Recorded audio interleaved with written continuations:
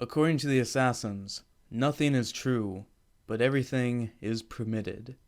I really hope I said that right because I played all the games, so I think I should know this by the back of my hand now. Yeah, I think you nailed it. Okay, so hi, welcome to Encurter Reviews. This is Tyler from Encurter Reviews, And this is Steven from Steven Lawson Studios. and today on episode of Unscripted, we have our review on Assassin's Creed. Which, by this month, you should know that yes, I've been reviewing all the Assassin's Creed video games.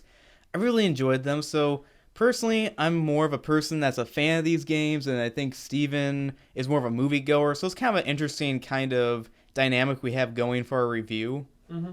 Yeah, I've actually been wanting to play through these games, but haven't had a chance to yet because I've played through so many things and have been working through, the ever-growing bucket list or whatever you want to call it of, media to consume. And this is definitely up towards the top, but I recently have been playing, Dark Souls and stuff, so that has taken priority for now, but it is definitely up there. And I still know some about this franchise because I've seen, through other people, and I've just, overheard things. So I know generally the gist of it, but this is definitely a property where I'm more of a freshman to the material. So it was interesting to be, kind of on the outside looking in for this one. So I guess I'm a senior in that case. Right, yep. Experienced. Alright. So anyway, the plot to Assassin's Creed, based off the video game franchise of the same name, if you want to see my review on those video games, you can check out that playlist. But anyway, if you already seen that or you don't care, here's the review. So based off, or loosely based off the Assassin's Creed video games of the same name, we have our main character played by Michael Fassbender is being executed, and then he wakes up, he actually turns out to be alive, he's being held in this one facility held by Abstergo Industries. He's told by a scientist played by Marion Cotillard, and is told that he had an ancestor who happened to be an assassin from hundreds of years ago, and they're trying to tap into those memories to try to find this MacGuffin called the Apple of Eden or the Piece of Eden, depending on what your part in the Assassin's Creed mythology you're looking at. Right, yeah. I thought, I do recall, I think, that the Apple of Eden did play an important role in the games, right? Yeah, at least the first few games, I would have to say, but I have to. I mean, it kind of changes from time to time, the MacGuffin, or maybe by the time Ubisoft was like running out of ideas. Sure, that's understandable. I get that. Okay. And so pretty much throughout time, he gains more and more abilities, and we see his ancestor during the Spanish Inquisition during the late 1400s. And for Just you Monty Python fans out there, no one expects the Spanish Inquisition. I was thinking of History of the World Part 1. The Inquisition, what a show. The Inquisition. I'm surprised no one, made those jokes during this kind of thing. Right. Yeah, we were popping off a lot of jokes in theaters. People probably got annoyed. Well, not as annoying as that douchebag who has his phone out sometimes. Seriously, he literally was speaking to his smartphone, because he was too lazy to move his fat freaking fingers to, type something. And it's like, love of God, dude. Like, I wish I had him blade on me, just stab him right there. yes, removal of fingers is required in this situation. Oh, yeah. I did like how in the inauguration scene or initiation scene is that there is a removal of a finger to kind of show loyalty to the creed. I think it was the ring finger, right? Yeah. That was kind of like how they were designed with their, assassin gauntlets and that sort of thing.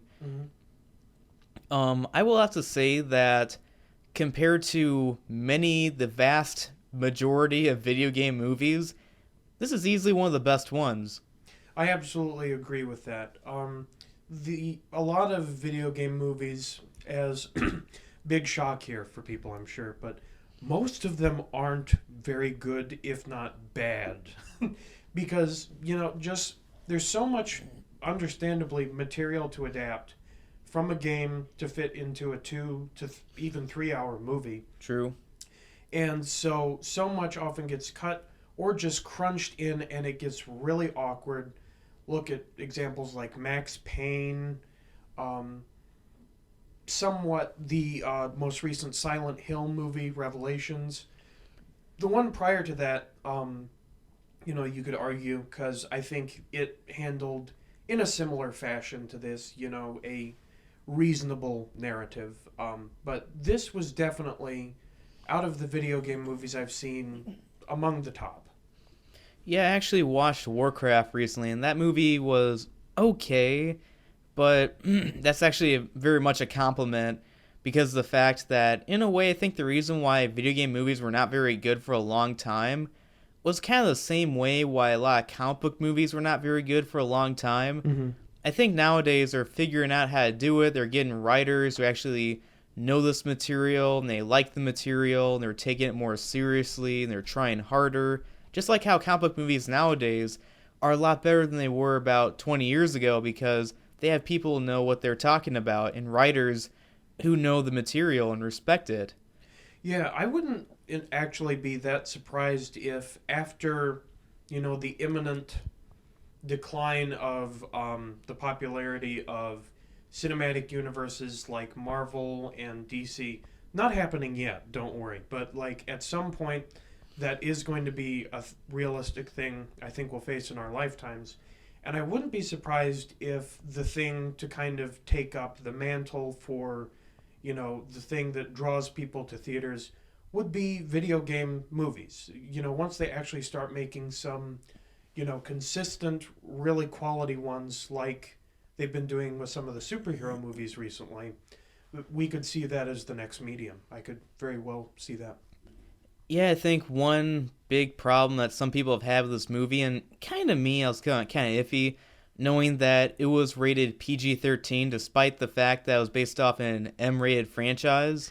I agree with that. It's kind of vaguely similar to, how in X-Men Wolverine was, in a bunch of PG-13 movies, and it's like, come on, you're limiting him that way. It's the same with this, where Assassin's Creed, it's all about assassinating people. So, Well, the like, uncut version of the Wolverine is more violent, and I think Logan is getting an R rating, so we'll just hope. that's true. I was going to continue to say we are getting Logan, which I'm hoping will definitely show some more, wear and tear with the R rating. So I remain hopeful about that. But it's definitely a understandable, but I would say questionable move to keep making movies like this, PG-13 to play it safe and get um, as many people in as you can, because you ultimately limit yourself doing that. Yeah, hopefully Deadpool will kindly hopefully Deadpool will open the minds of people in Hollywood saying, "Hey, we can, PG-13 is not the beginning and end of everything. We can actually make some movies rated R." Right.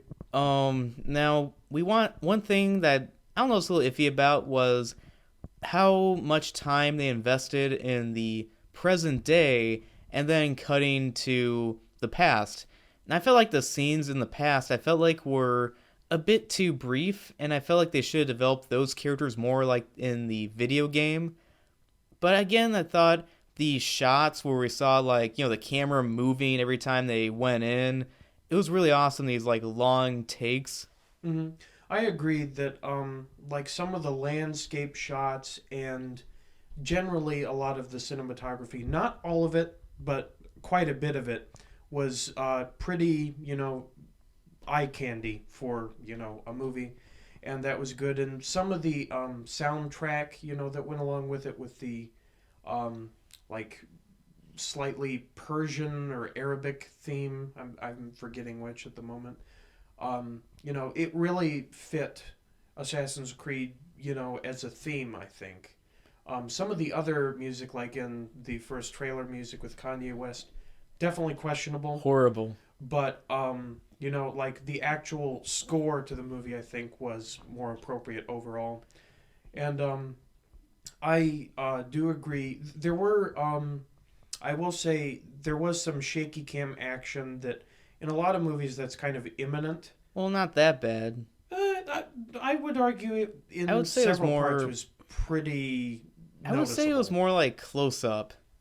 Yeah, but I mean they were shaky. People will see what I mean if you see it, but like that can be often talked about by critics or other people as well. They're covering for bad choreography or something, and I don't think that's the case in this. I think it just A trend. yeah, it happens, and it's not the case with everything. I'm sure there are examples where that's been used, but this one I think it's just a symptom of a trend. Okay. So I want to mention that the director of this movie, Justin Kurzel, directed a movie that came out last year called Macbeth, which was the film adaptation of the Shakespeare play of the same name. That also starred Michael Fassbender and Marion Cotillard. I saw that recently and thought it was decent, I guess. But, it looked really good. And I felt like, okay, interesting fit for this, movie. But shifting focus to the cast, what did you think of them?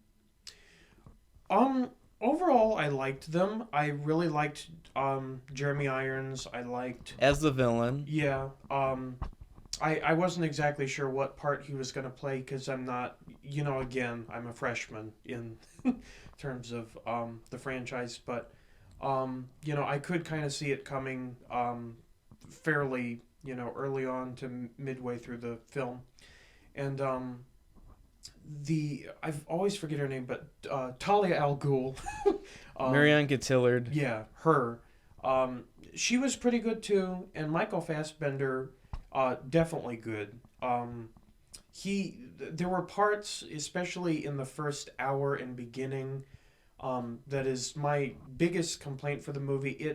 It really established itself, but it dragged and dragged, and it was pretty. For me, it was pretty painful to sit through that and kind of just awkward, because it felt like it was explaining the narrative that everyone knew, even people like me who just generally know the story. I feel it took a bit too much time, and we were just like, get to it. We're not here to watch, this guy, struggle with, you know, you're dying but you're not, and now you're part of this program. It was cool, but it took way longer than it needed to, I think. And some of the other characters that are of minor importance but come up later to help, fight in the ending. I guess they could have been, developed a little more, but they were whatever. They were there for what they needed to be, I guess. Okay. Now, with the cast itself, Michael Fassbender is one of my favorite actors working right now. It's awesome to see him working in more and more movies. I felt like his chemistry with Marion Cotillard was good, but I guess I always like to make this joke every time he's in a movie with an attractive woman. I like to make this joke like, hey, guys, how much you want to bet that Michael was fast to bend her over? No. Yeah, I mean, Marion Cotillard, in the movie itself, she's Talia al Ghul. But honestly, there's one thing they assassinate in this movie. It's that mole on her forehead. Come on, get rid of that. Confirmed kill. She is, everything else about her is really nice. She's really a beautiful and talented woman. Just, please get rid of that mole sometime, please. I hate people who say, well, that's a beauty mark. It's different. No, it isn't. You wouldn't say that about a wart. You wouldn't say that about other things. Yeah, beauty mark is like on the lip like Marilyn Monroe. This thing is like a little imperfection, kind of like Megan Fox's thumbs. Yeah. Ultimately, she doesn't have to change it for anyone, but we're going to complain about it. So Yeah, that's all right. Stop hearing the complaining. And then at one point, there's a part where there's this actress named Charlotte Rampling. I don't understand why Google has. Yeah, she's like one of the other, evil Templar characters we see in the movie. I don't understand why Google has her younger photo. That's not what she looks like now.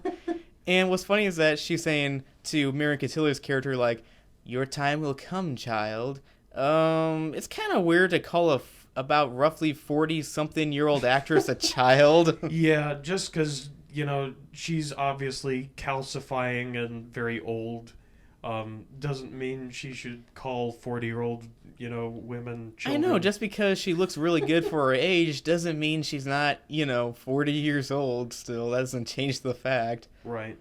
I will say that that kind of environment at least provided a bit of,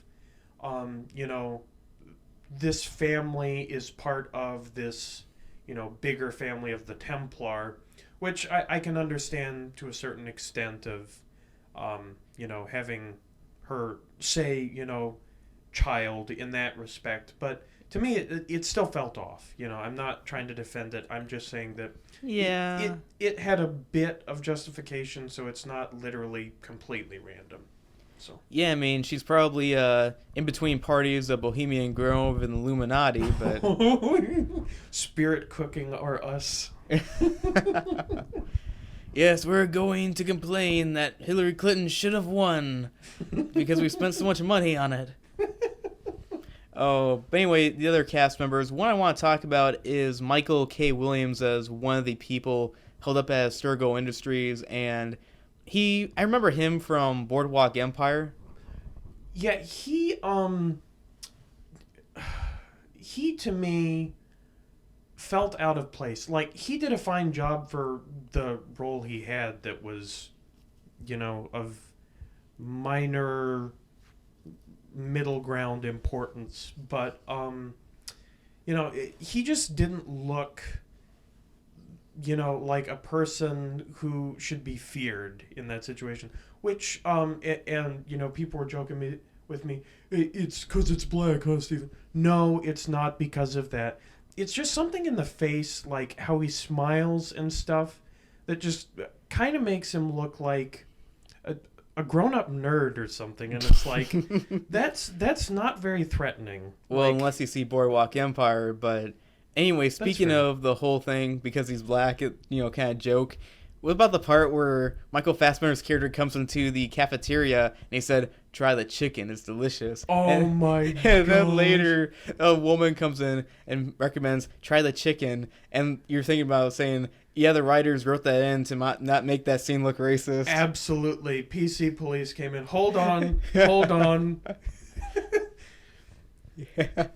Well, at least he was more convincing of being an assassin than, discount Shawn Mendes, whoever that, pretty boy wannabe was. Yeah, that's true. Definitely.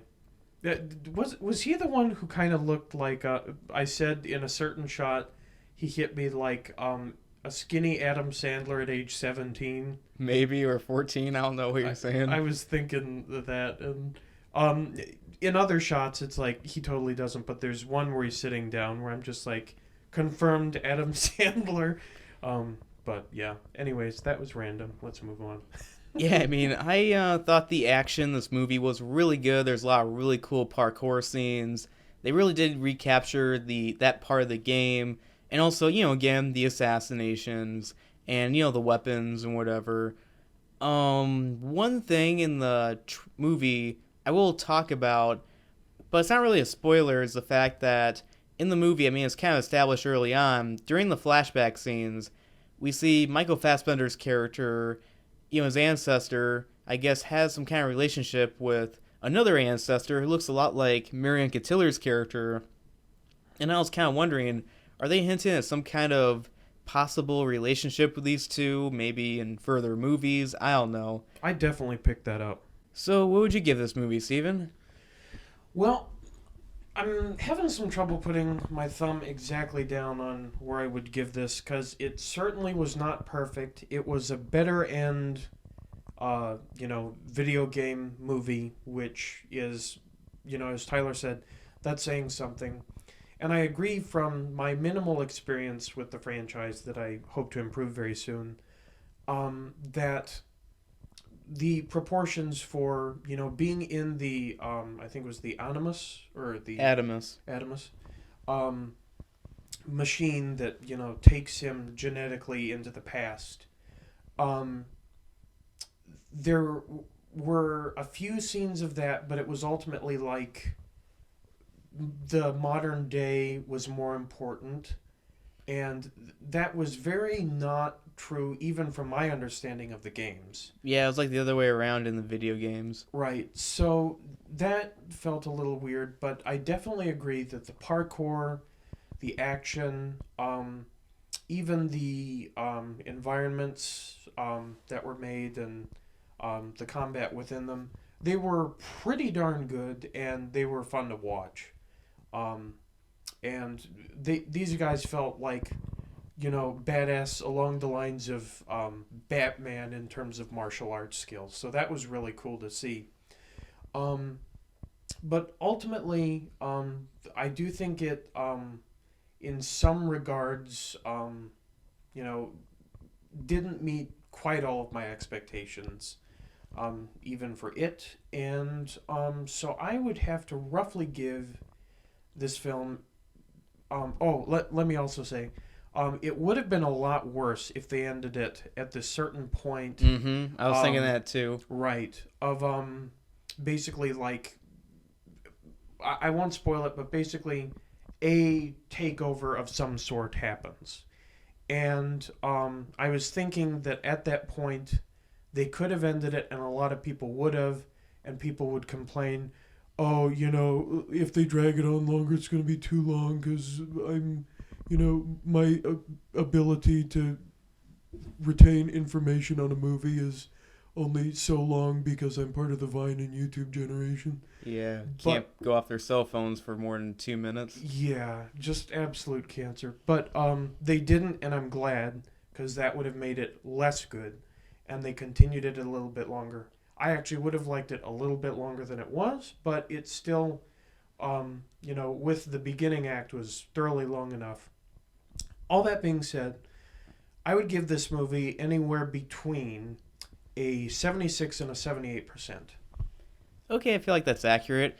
I have to say that I'm a fan of this franchise, and when I heard and saw this plot that it's not going to be directly connected to any of the video games and the way they changed the animus and that sort of thing, I was perfectly open to that because this franchise has clearly stated for a long time that there's been multiple people that have been plugged into the animus, and also there's like a bunch of time periods in history. So I thought that was kind of cool. There's a bunch of possibilities to explore with that. In fact, speaking of exploring, I'm not going to spoil it, but there's a historical figure that we run into later on. But anyway, I would have to say that, yeah, Michael Fassbender was awesome in this movie. So was Marion Cotillard and Jeremy Irons. And I would say the action was really good. I just felt like it kind of teased me too much in a way because I wanted more of that, not too much of the present time. Yeah. It's kind of like a reversal in a way of what we see in the video games and we're used to. So who knows what they're going to do with the sequel if it gets one. I'm just hoping it does because I want to see what's going on. I do too. I felt like, yeah, the beginning was a little iffy, but I will say that the ending made up for that in a way. Mm-hmm.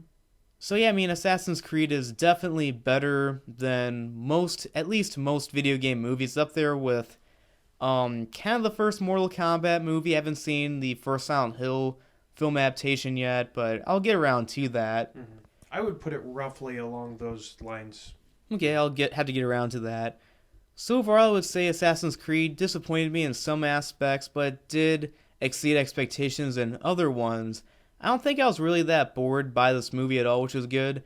So overall, I would say Assassin's Creed, worth your time if you're a fan or not. So overall, I give Assassin's Creed about 2.5 to 3 stars out of 4. I'm just kind of torn between the two. May have to rewatch it when it comes home video to get like a final say about it.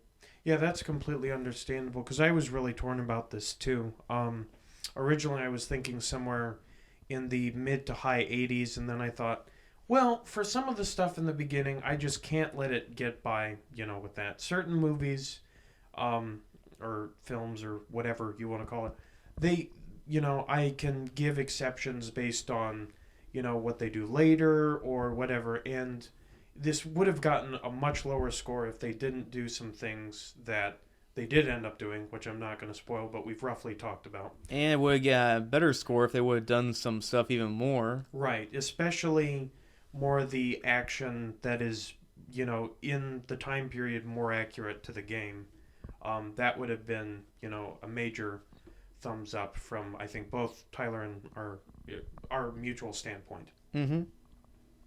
Yeah, before we wrap this up, there is a part where in the Animus, when they're like unplugging him, he's having like difficulty with it, and he's like really shaken badly. And then I whisper to you, Steven, Michael Fassbender just turned to Michael J. Fox. That's right. I lost it. I totally lost it at that point. That was so funny. But so terrible. I couldn't resist. The Michael J. Fox experience. Strap in VR, kids. Well, yeah, it will be ages before we get this kind of VR experience. That's going to be wild, though, when it does come. It's imminent if we don't blow ourselves up in the meantime. So. Well, yeah, we got them Samsung Galaxies that are exploding and blowing up in people's faces. That's true, given the Two-Face experience in real time. Oh, God. Yeah. So, anyway, this is Tyler from Critter Reviews. And Steven from Steven Lawson Studios. And we hope you enjoyed this episode of Unscripted. We hope to make more in the future. It's going to be a while, I think, since this one. But who knows, maybe we'll talk about something like John Wick or the Wolverine movies coming out next year. But who knows? We hope, well, at least I do. And I think Steven does too. Yes. We hope to make a lot more in the future. We hope you enjoyed this episode of Unscripted. Please like and subscribe.